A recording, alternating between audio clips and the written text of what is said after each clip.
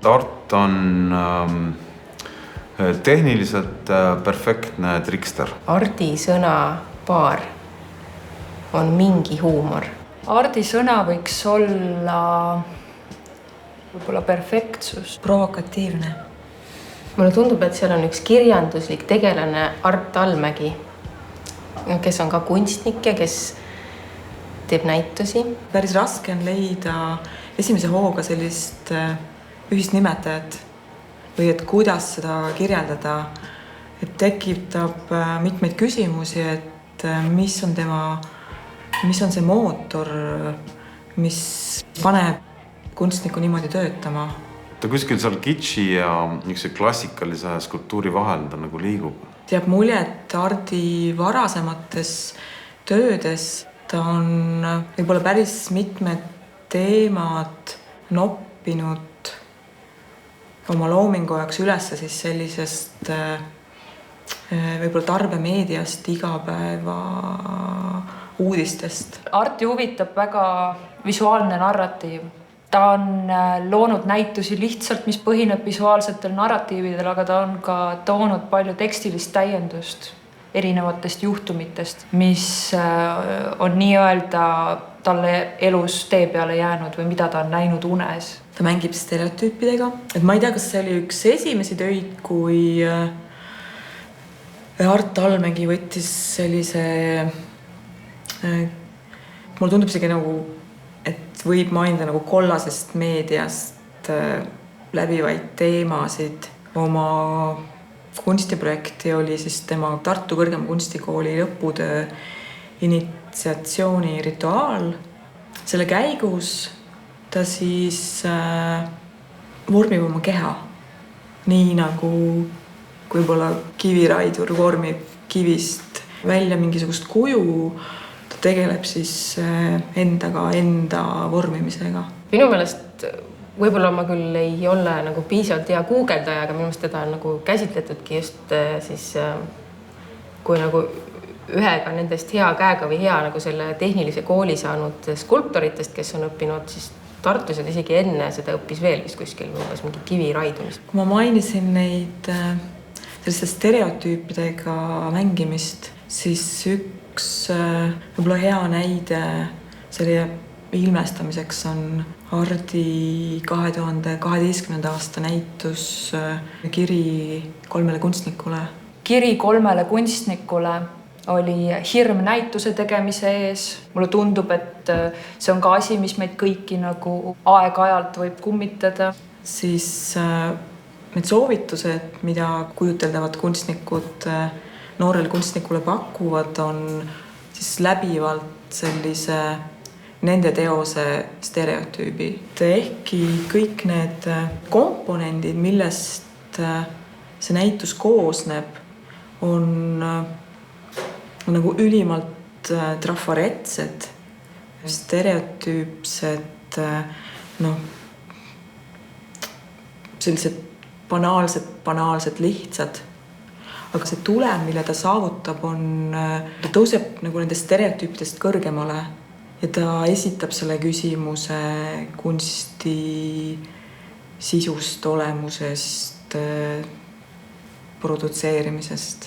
Art töötab nii, et tal peab perfektselt olema läbimõeldud kõik etapid. Ta ei hakka enne mitte midagi tegema, kui ta teab, mis on selle teose või installatsiooni algmõte, kuhu see mõte võib edasi viia, mida võiks arvata sellest mõttest publik. Tegemist on minu arust praegu tehniliselt kõige võimekama skulptoriga. Ta on nagu tõesti nagu selline carte blanche, nagu tühi leht, et need ideed kuskilt tulevad täiesti juhuslikult ja siis ta teostab need niimoodi perfektselt, nagu tehniliselt perfektselt ära. Arti paelub kõige rohkem võib-olla elu. Mulle tundub, et ta on huvitatud kõigest, mis toimub meie ümber. Ja mul on tunne, et oma loomingus on Art ka seda kõike kajastanud. Ta on kuidagi väga täpselt võtnud selliseid kõne all olevaid probleemseid teemasid ja ma olen seda nagu ka varem mõelnud ja temaga sellest rääkinud, on see, et kui palju Art kujutab hirmu oma töödes. Et see kumab läbi mitmete näituste, näiteks nägin täna öösel unes, kus ta siis kujutab hirmu homofoobsuse ees. Sellise provokatiivsuse juures mõtlen ka seda sellist visuaalset vormilist lahendust. Need on nagu mõnes mõttes sellises neopopilikus võtmes nagu kirkad ja selgevormilised. Tal on nagu igale näitusele, mis vihjab sellele hirmule, on toonud mingid märksõnad. Hobusepea galeriis olid siis need trellid, siis tagasi paradiisi oli aed, mis oli lukus, et sul ei ole võimalik pääseda sinna paradiisi aeda. See kontrast rohelise vaiba ja nende punaste joonte vahel oli popilikult ikka jõuline. Või? Tal on oskus leida mingeid väga kummalisi detaile, mida ma ei ole mujal niimoodi kohanud. Võib-olla seda võiks nimetada mingiks ardi stand-upiks läbi kunsti või? Sama hästi võiks tema märksõnaga olla muinasjutt, sest et tal on tihtipeale neid elemente 3 ja siis on seal peeglike ja hammustatud õunad ja mingisugused uskumatu esteetikaga ujundid. Nii et ta on ise ka öelnud, et ta on selline loojutustaja. Cold War, mis oligi nüüd aasta tagasi, oli minu jaoks nagu tema loomingust tõsiselt sügav elamus, sest et ma olles näinud tema töid, mul on tunne, et selle tööga ta on jõudnud mingisse punkti, kus ta ise ka tunneb ennast päriselt olemas. See oli kõike hõlmav ruumiinstallatsioon ja võib-olla see oli ka minu hirm selle sõja ees, et miks see mind nii väga kõnetas, aga see, et ta võttis ette Vene saatkonna vastas oleva galerii ja tuues sinna sisse väga selgelt päevakohase teema, oli muljet avaldav tema tööde juures. See näitus, mulle tundub, näitab nagu väga selgelt, et ükskõik kui puust ja punaselt Ardi varasemad näitused ei ole üles ehitatud, et ta keskendub ja kaalub läbi kõik mingid üksikdetailid. See tuli talle nagu unes selle näituse kontseptsioon, või ta nägi seda tervikuna, et minu meelest on imetlusväärne, kui kunstnik suudab nagu oma unenäo nagu materjali vormida sellisel kujul nagu ta seda näeb. Art peaks võitma Köhler-Prize'i, sest ma arvan, et see oleks talle väga hea ja võimas motivatsioon edasi töötamiseks. Kunst võidaks sellisel juhul? Selleks, et tema ja kirjanduslik tegelane Art Allmägi saaksid jätkuvalt hästi läbi. Sellepärast, et tema nimi on Art.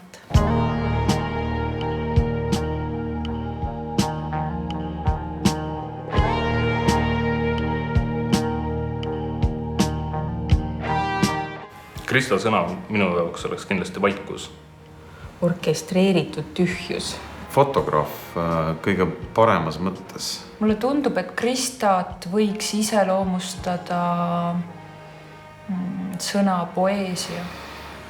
Krista minu meelest on selline läbivalt fotokunstnik, tegeleb fotoesteetikaga ja pildistab, eks ole, analoogis peegliga, mis tähendab siis seda, et kõik, mida ta näeb läbi selle peegli kaadri, siis jääb ka nagu foto peale. Et ta on kindlasti esteet ja perfektsionist. Fotodel hakkab nagu silma see, et ta tihtipeale lavastab need fotod niimoodi, et fotol küll iseenesest väga palju informatiivset materjali ei ole. Aga samal ajal nagu vaataja sunnib endale ette kujutama, milline osa sellest fotost välja jääb. Krista nagu pöörab tähelepanu sellistele mikronüanssidele või väikestele, võib-olla teiste jaoks märkamatuks jäävatele detailidele oma. Et võib-olla see on nagu võti, kuidas teda natukene avada, nagu, et mingi kaardi lugemine. mingisuguse märgisüsteemi lugemine. Võib-olla nägin seda Pind-Lind näitust seal Art Depots kunagi väga ammu, aga siis ta veel tegi nagu seriaalseid töid, et praegu ta seda pigem väldib. Aga seal ta ka töötas nagu konkreetselt juba selle ruumi omadustega, et seal oli see põrand ja seina. Tema tööd ei piirne nagu selle fotoformaadiga, et seal on nagu seda mõnes mõttes mingit mõttelist osa on väga tugevalt sees. Mis nagu mulle Krista töödes väga meeldibki, on see, et nad on justkui tühjad. Ta ennast ei pane sinna sisse nii palju. Ta on nagu hästi elegantne tühjuse tekitaja. Ja see, kes nagu seda tööd vaatab või seda tööd kogeb või selles töös viibib, tema ongi see, kes tegelikult tekitab selle kohalolu. Kui Krista töödes mingisuguseid märksõnu välja tuua, siis mõnes mõttes võiks alustada nagu näituse seeriast, mis oli eurooplase pilk Jaapanile või midagi taolist. Mõnes mõttes see Jaapani minimalism, vaikus, läbikumavad seinad, tühjus. See on nagu Krista Möldri loomingule üleüldiselt minu meelest väga iseloomulik, et neid samu mingisuguseid aspekte võib kõikidest tema fotoseeriatest leida. Ma sain teada, et ma lähen nüüd Jaapanisse ja siis Krista kirjutas mulle ja rääkis, kuidas tema Jaapanis käis. Ja siis mulle meeldis, kuidas Krista kirjeldas seda olukorda, kui ära kaob keel. Ta on intelligentne inimene, ilmselt ta ei pea kunagi mõtlema selle peale, kui ta teeb argipäevaseid toiminguid ja siis järsku on kõige lihtsamad asjad keerulised, ehk siis selleks, et sa saaksid osta pudeli vett, pead sa nagu tegema midagi sellist ja niimoodi, et sellest nagu muutub kõik. Ma arvan, et Krista tegeleb selle Jaapani teemaga selles mõttes kindlasti edasi. Jaapan tähendab meie jaoks ju ikkagi, ta on selline võõras kultuur, aga mingis mõttes minimalistlik ja tühjuse kultuur. Jaapanlased on oma tsenni mingis mõttes ju laenanud tegelikult hiinlastelt, eks ole, aga sellega võib seda kuidagi natuke seostada. Kohalolust mingi tähenduse otsimine või tühjusest, vaikusest tähenduse otsimine.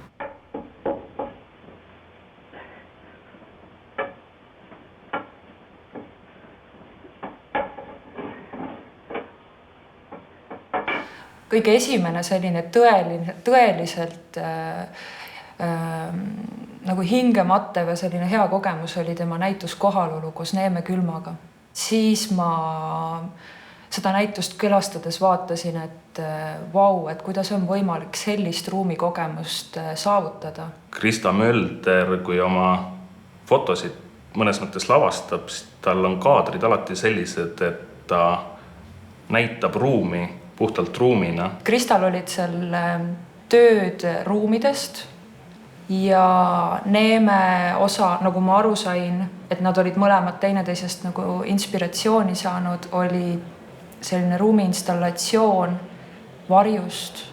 Ja Krista tööd tegelikult ka suures osas rääkisidki sellest, et kuidas erinevates ruumides, kohtades on kas varjud, on mingi aknakattele on tekkinud varipuudest või siis on ruumis valgus mõjutanud seda sama ruumi olemust. See haakub tegelikult üsna hästi selle tema varasema loomingu, kus ta tegeles igavuse teema või sellise tühjuse igavuse teemaga, et ta oli kuidagi minimalistlik ja ka üsna täpne näitus. Krista töid vaadates mulle tundubki, et ma viibikski justkui mingis teises kohas ja mind ei sega ükski detail. Ma võib-olla ei pööra sellele absoluutselt tähelepanu, sest et Krista üritab anda edasi mingit meeleolu läbi valguse, läbi tühjuse. Mõnes mõttes võtab selle identiteedi, mis inimene annab ruumile sellega, et ta sinna asetab asju, võtab ära. Et see väljendub ka näiteks selles, et ta osadel fotodel on diivanit valge linaga kinni katnud, ehk siis muudab objekti anonüümseks, võtab talt identiteedi ja tulemus ongi siis selline vaikne, rahulik, tühi ja väga mõjus. Ta üleni ongi see, mida ta teeb et ta on tema looming ja temaga inimesena ongi selline tervik. Krista kindlasti loeb mingeid tekste ja mingeid raamatuid ja mõtleb nende peale. Ja siis kindlasti võtab mingi osa sellest nagu aluseks või lähtekohaks, kust hakkab nagu töötama. Et ma arvan, et väga paljud kaasaegsed kunstnikud tegelikult nagu töötavad teksti baasil. Mulle tundub, et Krista on ka kindlasti üks neist. No see mittekohtade teema oli jah, vahepeal kuidagi pildil väga läbivalt. Et mittekohad siis kui sellised meil ühiskonnas sellised kohad, kus ei ole nagu just kui oma sellist kindlat identiteeti, mis on nagu just kui nagu läbikäigu hoov. Ta nagu üritab öelda väga väheste asjadega, tegelikult otseselt ei üritagi midagi öelda. Ta üritab anda edasi mingit kogemust, ta ei pea selleks nagu sõnu edasi andma. Viimane näitus koos Helena Tulvega oli selles mõttes ka huvitav, et ma ei olegi seda päris välja nuputanud, aga ma mõtlen selle video peale, mis neil oli 2 peale, kus nad siis ristavad neid puust keppe ja need helid on nagu 2-kordselt, et on nagu päriselt need kolksud ja siis on seal metsaheli taustal uuesti kuidagi kajavad need kolksud. Kas see on mingite egode võitlus või on see kunstlike positsioonide või on see heliline mingisugune selline statement, sest see heli nagu video lõpus keerati maha nagu vaikselt ja üks osa sellest toimus vaikuses.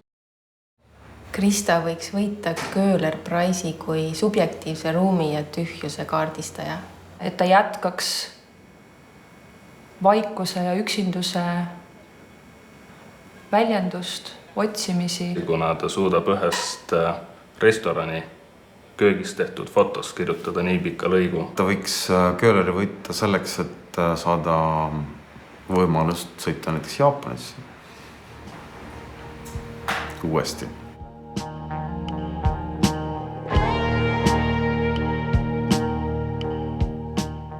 Kristi Kongi sõna on transformatsioon. Kristi värvimaailm. Maaliruum. Emotsionaalne värvirõõmus maalikunstnik. Kunstnik. Tema oli just kolinud Tartust Tallinnasse, siis kui mina olin kolinud Tallinnast Tartusse maali õppima, nii et siis meil olid mingid ühised sõbrad, kes olid tema kursuse kaasas, et ma kogu aeg teadsin, et on olemas mingi Kristi Kongi, kes maalib hästi värviliselt. Käisime samal ajal Tartu kõrgemas kunstikoolis, kohtusin taga loengutes. Tema töid võib-olla esimest korda nägime alles teise kursuse ajal. Tollel ajal oli juba ilmselgelt aru saada, millega Kristi Kongi oma tööde puhul tegeleb, et põhirõhk on nagu värvikompositsioonil, värvusõpetusel ja värvitemaatikalt laiemal. Üllataval kombel ta loomingu kohta võikski öelda, et see on nii järjepidev olnud, et seal selle Telliskivi näituse puhul olid võib-olla nagu need 2 joont rohkem eristatavat, mis tema loomingus võib esile tuua, et üks on selline abstraktne, värviline kompa, mis tõesti põhineb ainult sellel tema värvusõpetuse teooriate läbi maalimisel või nende edasi leiutamisel või midagi sellist. Ta mõtleb endale välja mingisugused süsteemid, mingisuguse loogika, valemid ja siis laseb asjadel ikkagi juhtuda. Et ta nagu mingi maani hoiab protsessi väga nagu teadliku mingisuguse kontrolli ja analüüsi ja meetodi juures, et ta saaks nagu minna sügavale, aga samas sellised juhuslikkuse momendid on kuidagi kohal tema teostes. Ma arvan, et kõige sügavama mulje jättis esimene selline näitus arvestataval pinnal, mis oli siis Draakoni galeriis. Näitus oli Transformaator. Ma enne seda näitust juba küsisin talt, et mis ta plaanib teha. Ta ütles, et ta paneb laua peale asjad ja maalib neid. Selle peale pisut olin kahtleval seisukohal, sest et see tundus nagu selline klassikaline natüürmordi ülesanne olema ja mõtlesin, et kukub sellega nagu mõnes mõttes läbi, aga see, mis ma nagu lõpuks näitusesaalis koha peal nägin, see oli nagu väga hea. Talle pakub huvi värv, värvist saadav emotsioon, et ta jälgib värvi ja tal on mingisugune kindel töömeetod. Minu esimene kogemus Kristi teostega oli tema magistri lõpunäitus, mis toimus US galeriis, üheks korraks toimunud nii-öelda nagu projektiruumis ja selle töö pealkiri oli Turbulents kui meetod. Ta üüris ruumi ja kuhu ta siis asetas erinevaid asju, esemeid värvide järgi ja pärast siis ka maalis seda tegelikult ja eksponeeris seda siis selliste vineerist seinadega galeriiruumis nagu. Et need, kes olid olnud siis selles varasemas ruumis, nende jaoks oli see nagu selge, mis see on, aga teiste jaoks oli siis pigem selline puhas minimalistlik installatsioon. Millega see teos minu tähelepanu võitis, oli see kuidagi see väga tundlik ruumis lähenemine. Ühelt poolt see vineer, mis oma materjalilt see on kuidagi hästi tundlik ja siis Kristi maalid, mis nii-öelda siis 10 meetri kauguselt, kui sa neid vaatad, on väga intensiivsete, selgete, puhaste, klaaride värvidega. Pilt, mida Kristi Kongi hilisemates töödes võib näha, et on kõrvuti nagu äratuntavad ja siis abstraktsed maalipinnad.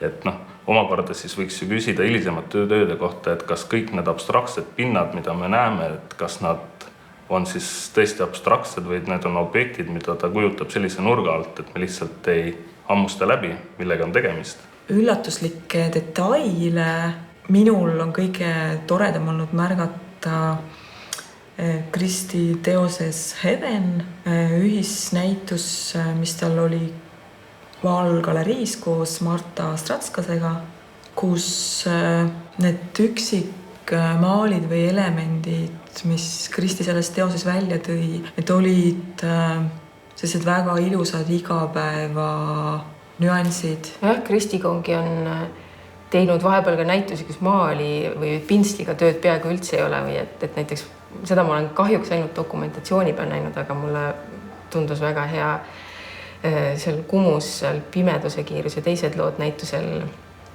töö, kus ta oli hoopis pannud välja video ühest maalist, mis seisis tema ateljees akna all ja siis sellele maalile langev valgus läbi lehtede päeva jooksul muutusid. Kui ta ateljees töötab, jääb mulje, et ta on nagu klassikaline maalija, aga see, kuidas ta oma töid nagu eksponeerib, see mõnes mõttes ei viita sellele, sest need on ikkagi nagu ruumiinstallatsioonid, et ta alati nagu mõtleb väga põhjalikult läbi, kuidas oma töid eksponeerida. Mulle seni tundub kõige parem näitus temalt. Ma soovin, et ma oleksin lind Uusepea galeriis. Mulle meeldib, et seal on nagu need mõlemad liinid väga mõnusa tihedusega, et nii see tema maalitud ja kujutav joon seal selle armastaja paariga nendel maalidel, kus ta siis kujutab oma isiklikke objekte, mida ta on läbivalt kasutanud.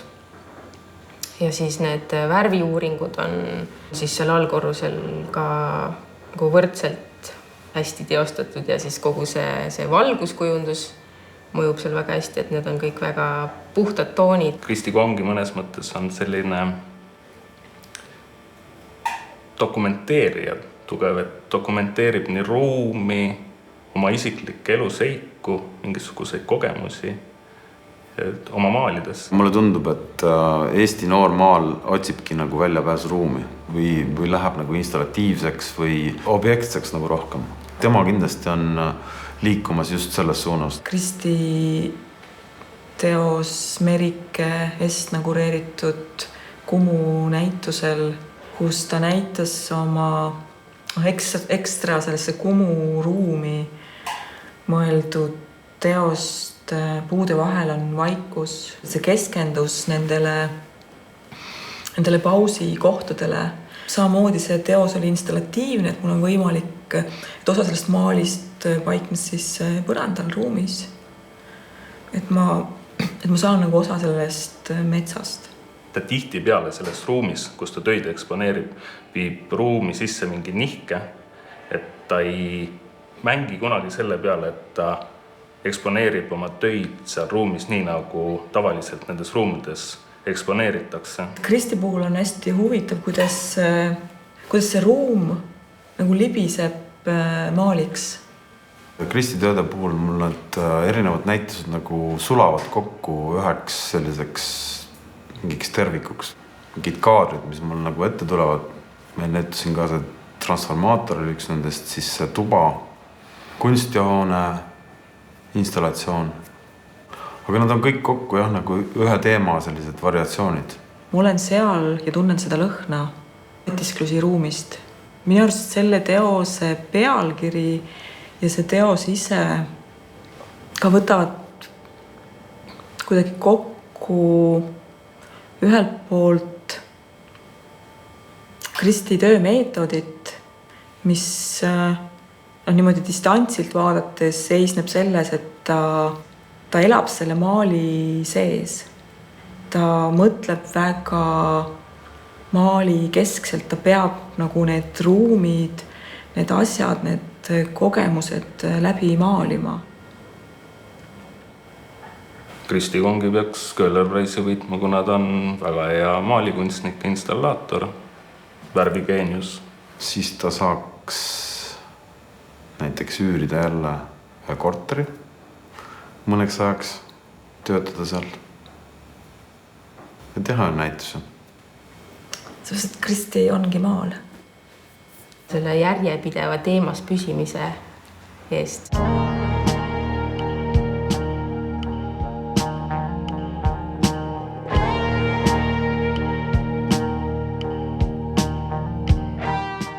Laura Põllu sõna on stiihiline. Süntees. Selline hämar uittaja või? Laura sõna võiks olla materjal. Laura Põllu tööde puhul minu meelest on mõnes mõttes iseärelik see, et seda ei saa vaadata nagu mingisuguse loogika alusel, mis allub korrastatusele. Esimene töö, mis ma Lauralt nägin, olid need keraamilised väiksed inimesed, mis oli kunagi hobuse peas. Aga tollel hetkel järjekordselt ma ei registreerinud ära, et see on Laura Põld. Esimene väga selge ja teadlik kogemus Laura loominguga oli aastal 2010 Tartu kunstimajas tema magistritöö kõnelused kardinaga. Ma ei olnud varem näinud, et Eestis keegi niimoodi maaliga töötab. Võib-olla olin, aga mitte nii võimsalt, sest Laura oli Tartu kunstimaja suure saali hõivanud suuremõõtmeliste installatiivsete töödega ja maalide peale oli suunatud video, et need tööd olid nagu liikuvad või justkui kineetilised. Taustaks vist oli maalitud voodi ja siis Laura Põld ja Tartu näitleja Alo Kurvits hüppasid.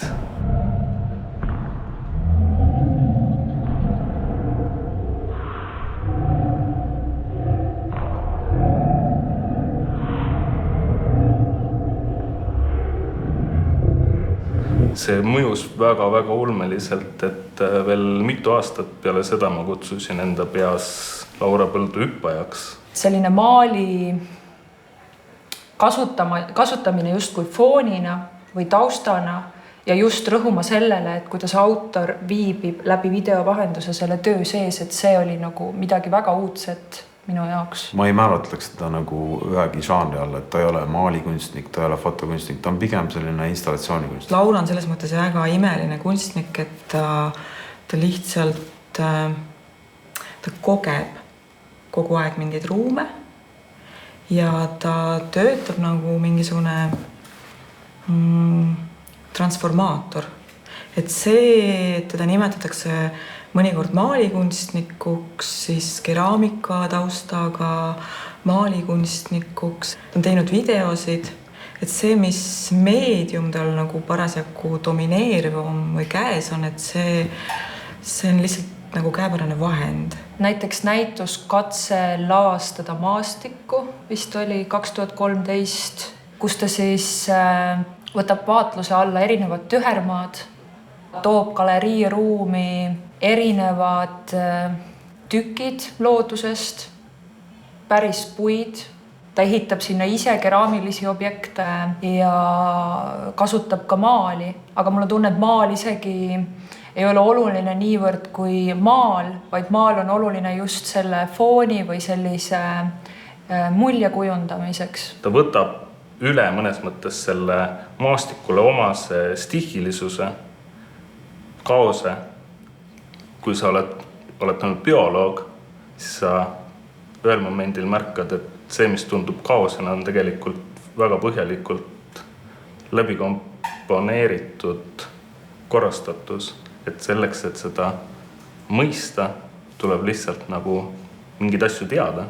Et kui ta lavastab maastikku, siis seal on nagu maastikule või loodusele omaseid aspekte. Ehk siis see kompositsioon on selline logisev. Aga kui vaadata seda Lossi näitust, siis seal on tegemist inimkätega loodud struktuuri kujutamisel mõnes mõttes. Ja see on nagu hästi tugevalt ka tunda, et selle näituse puhul on nagu see ruumi installatsioon rohkem nagu läbi mängitud ja töötatud, et ta mõjub mõnes mõttes hoopis teistmoodi kui tema teised tööd. Loss loomulikult köitis oma massiivsusega. Loss ja Varemed on tegelikult ühe sama näituse nagu erinev setup. Ja ilmselt siis sellepärast, et see keskne objekt, see suur sein on mõlemas kohal. Mulle õudselt meeldis see, et ta oli võtnud sinna näitusele ühe suure detaili näituselt Loss. Et ma olen ise kogu aeg mõelnud oma tööde puhul, et mingi moment võiks sinna välja jõuda, et sa hakkad nagu varasemate installatsioonide elementidest uusi näitusi mõnes mõttes kokku panema, lisades sinna siis uusi elemente. Et minu meelest selline lähenemine või mõtlemine on väga õige. Mul on tunne alati temast kui hästi intuitiivsest kunstnikust. Aga see hobusepea näitus, mis oli siis üks viimaseid kogemusi temalt, mulle tundus, et ta just töötas endale vastu, et ta justkui andis juhiseid, ta andis kätte, lasi teha joonised, mille järgi ta siis lavastab, ma nimetan neid nagu puudeks või mingiteks osadeks, ta pani taustaks tehnomuusika, hästi minimalistliku tehnomuusika, mis vihjas justkui sellele, et see kõik ongi selline hästi tehniline, et selline vastandus nagu tema varasematele töödele oli hästi selge, et see oli väga põnev. Laura vähemalt mingis osas otsib sellist lähtepunkti materjalist, keskkonnast, mingisugusest uitamisest või igapäevasusest ja kuidagi korrastab seda enda ümber. Mulle tunne, et ta on just hakanud otsima väljendust läbi materjali järjest rohkem, et see video võib-olla on alati olnud juures, ta on alati minu arust kasutanud videot, aga just see, et kuidas läbi materjali anda edasi mingit maailmakogemust, see on nagu alati olnud temal nüüd viimastes töödes ja ka vahepealsetes töödes. Ma isegi ei julgeks hakata Laura töid nagu analüüsima kontseptsiooni koha pealt, et see tundub mulle nagu libe tee, et tihtipeale tema tööd nagu koosnevad mingisugustest mälupiltidest, fragmentidest, mingitest piltidest, mis ta on maastiku läbides näinud ja lõpptulemusena see kajastub nagu näitusele, kui seda nüüd hakata analüüsima, omamata ise sama kogemust, siis võib sattuda täiesti valele maastikule. Alates Laura sellest Jaapani residentuurist ma hoian tal nagu regulaarselt silma peal. Laura on tüpaažina nagu mingis mõttes varjatud või selline, teda ei ole väga kerge lugeda.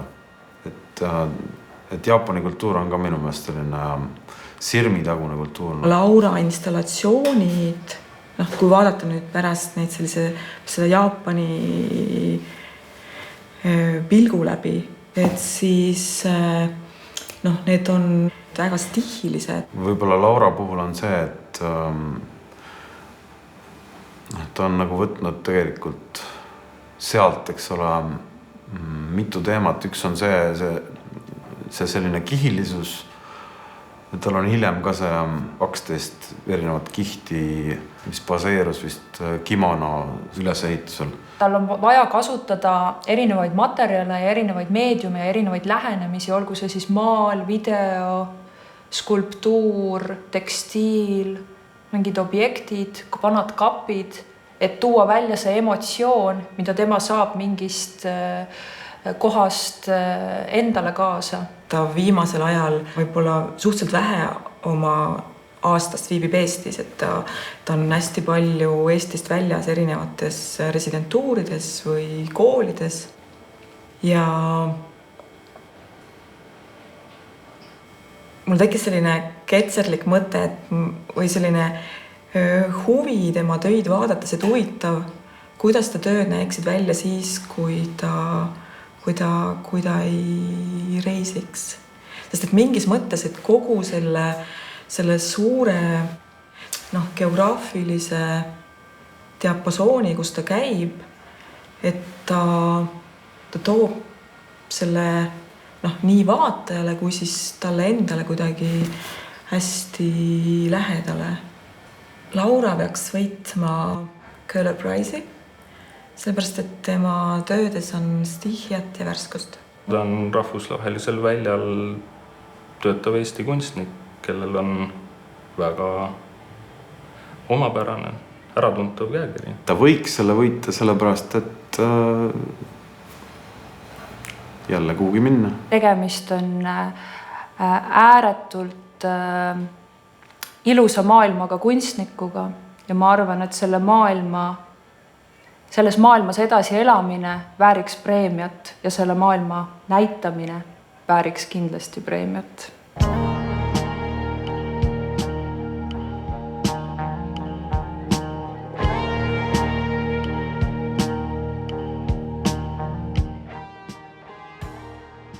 Kohaspetsiifiline tajumine. Masinakultus. Kohalolu. Rauli sõna on mürašamaan. Raul Kelleriga esimene kokkupuude oli, ma arvan, läbi muusika. Ja ta tegi vist erinevaid festivale, et seoses lokaalraadioga. Et see oli selline esimene kokkupuude, kus ma teadsin, et on olemas selline kunstnik. Siuke tüüp, kes kogeb ruume, salvestab, nopib müra. See tähendab siis Raul Kelleri Unison projekti alt tehtud salvestusi. Mingite kontserdite kontekstis ma olen teda näinud juba EKA ajal, ehk siis kui ma alles keraamikat õppisin, ehk siis see oli siis peale 2003 aastat äkki, et ma olen seda nägu näinud ja mingisuguseid kontserte, aga kes teab millises kollektiivis, sest on neid nii lugematult palju. Rauli puhul võiks mainida kindlasti tema erinevaid alter egosid. Et Raul Keller ei ole ainult nagu heli- ja installatsioonikunstnik ja siis see ja see ja see, vaid Raul Keller on ka aitab tuua areenile Paul Kolel ja Manfred Mimmil. Näiteks selles MIM-projektis paar aastat tagasi oli tema osaline, et see nagu tundub, et on väga seda tema käekirja nagu väga mingisugune leviteeriv piksel või midagi sellist. Erinevad rollid või erinevad kehastused, et mulle tundub, et siin on nagu mingisugune seos sellega, mis juhtub minu kui vaatajaga Rauli siis heliinstallatsiooni näitusel, et ta avab neid teisi tahke ja samas Raulil endal on neid tahke nagu hästi palju, ilmselt rohkem kui pintsakuid. Kui tulla nagu tema heliliste tööde juurde, siis mulle väga meeldib see, et kui need lahutada heli ja visuaalne pilt, siis see visuaal tihtipeale on nagu loodud materjalis siis, mis toodab heli, kannab edasi heli ja väljutab siis heli. Ehk siis mingisugune mängija, juhtmed ja kõlarid. Võib-olla esimene visuaalne kogemus oli tema installatsioon Reflektor vist 2007 või see oli päris ammu Tallinna kunstihoone ees, kus ta siis salvestas erinevaid helisid, mis tulidki sealt samast ümbrusest. see sattus täpselt samale ajale, see installatsioon, kui olid aprillirahutused 2007 aasta, et selline, see lihtsalt jäi kuidagi silme ette just see kujund, mis sinna kunstihoone ette oli pandud. Rauli töödele mõeldes esimene asjana, mis mulle pähe tuleb, on mingisugune heli või müra, aga see ei ole nagu heli pärast. Et see on see, mis aitab minul kui vaatajal tulla kohale ja läbi mille ma tajun mingisugust ruumi ja oma kohta või oma suhet selle ruumiga. Raul Keller jõudis minu teadvusesse aastal 2009, kui oli EKKM-is mingisugune näitus, kus tal 3. korrusel oli väljas töö nimega Atraktsioon äkki. Kui ma seda tööd nägin, siis ma mõtlesin küll, et kui ise kunagi sellise taseme nagu kätte saaks, et teeks selliseid töid, et siis oleks nagu õppimine asja ette läinud. See töö oli niivõrd erinev sellest, mida Eesti galeriikunstis näeb mõnes mõttes, et totaalselt teistsugune lähenemine, totaalselt teistsugused rõhuasetused. Tema tööd on väga kohal ja mina kui vaataja nendes töödes viibides leian ennast mingis uues kohas. Raul Kelleri näitus Meremuuseumis Püssirohu keldris oli üpris kummaline esimesel pilgul. Ta oli nagu kõike seda, mis seal oli nagu liiga palju. Ma kogesin hästi füüsiliselt Raul Kelleri töö puhul mitte nii palju nagu ütleme selle heli ja siis selle installatsiooni koosmõju. Aga siit tulebki välja see, et Raul Keller on nagu masina sellise kultuse lummuses. Et lõpptulemusena mulle see näitus iseenesest hakkas tunduma, et ta on nagu selline keskaegne Luteri usust ülekäimata kirik, kus kunstiteos on kunstiteoses kinni, mis lõpptulemusena siis hakkab nagu ühe suure tervikuna tööle. Tema töö algab alati ruumist, et ta läheneb ruumile hästi kohaspetsiifiliselt. See heli, mida ta kasutab, tuleneb tavaliselt kas siis sellest ruumist endast või mingist kohast lähtuvalt. Võib-olla üks suurimaid elamusi, mis mul üldse viimaste aastate jooksul kunstis on olnud, oli Rauli näitus Kaasaegse kunstimuuseumis. Aukartust äratav läbi 3 korruse heliinstallatsioon EKKM-is.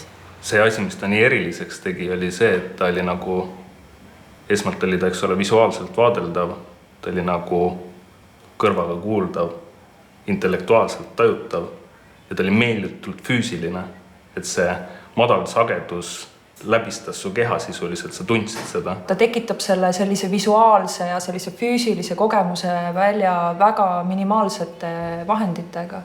Et see on väga äge. Minu arust selle näituse hästi suur jõud oli selle mastaapsus või selle ajaline kestvus, et ma viibisin sellel näitusel kaua. Väga oluline on see Kelleri tööde puhul, et kuidas ta mängib nagu sellise vaataja liikumisega ruumis mõnes mõttes või kuidas vaataja nagu toimib ruumis, et kuhu ta tähelepanu nagu suunab või pöörab.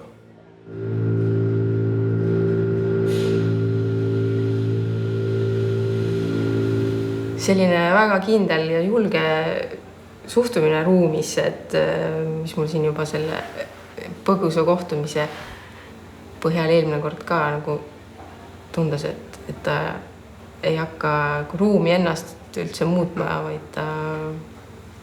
vaid teda nagu ei häiri mingid metallist detailid kuskil, vaid ta nagu see tema jaoks nagu selline industriaalne ruum ongi ideaalne, et ta paneb oma enda nagu jõulised metallist mingid karkassid ja tõmbab sinna mingid membraanid ja siis hakkab mingisuguseid sagedusi kuskilt sinna peale laskma. Liikudes läbi erinevate tööde, üks asi on see, et mind kõnetab see heli ja ma viibin selle heli sees, aga mida rohkem ma selles ruumis või helis viibin, ma tajun, et ma tegelikult olen justkui nagu vaikuses.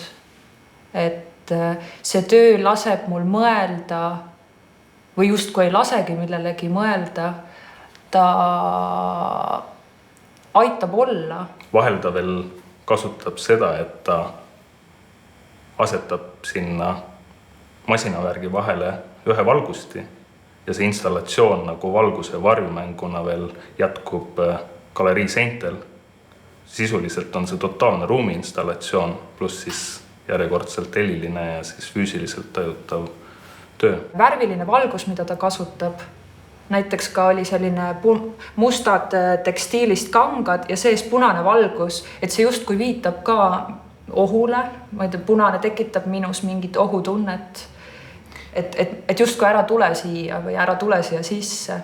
Et võib-olla sellised tehnilised aspektid just, et ta ei räägi väga palju, ta ei loo väga nagu suuri